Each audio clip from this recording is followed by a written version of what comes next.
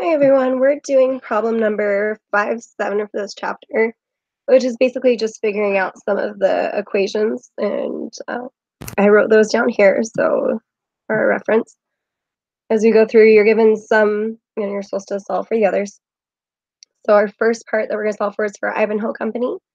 Number 1 is to find sales, returns, and allowances. So you're going to take sales revenue and subtract out your net sales in order to get returns and allowances of 14,600. And then your next one that you need to figure out is gross profit. So you're going to take net sales of 81,200 and subtract out cost of goods sold. This gives you 27,000 for your gross profit. And your net income, you're just going to subtract straight down now that you figured out your gross profit. So it's gross profit minus operating expenses. You get 12,540. Then we're going to move on to Ferrell Company, and you're going to figure out sales revenue. So this time you're going to add back in sales returns and allowances to your net sales, and you'll get $140,000 for sales revenue.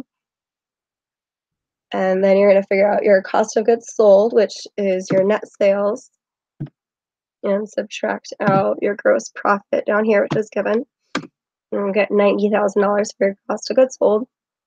And then your operating expenses, again, you'll subtract out net income from your gross profit to give you your operating expenses for a company, 27,400.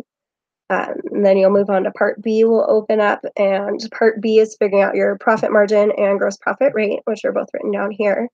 So for your profit margin, it is net income down here at the bottom of Ivanhoe divided by your net sales. And they want it rounded to 1%, so you get 15.4%.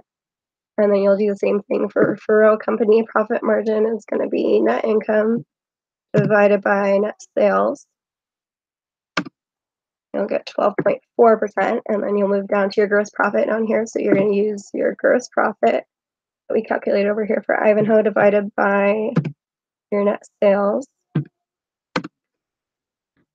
And you'll do the same thing for Ferrell Company and round to 1%. So you'll take your gross profit and divide it by net sales as well. I'll get you 32.8%. Okay, thanks everyone.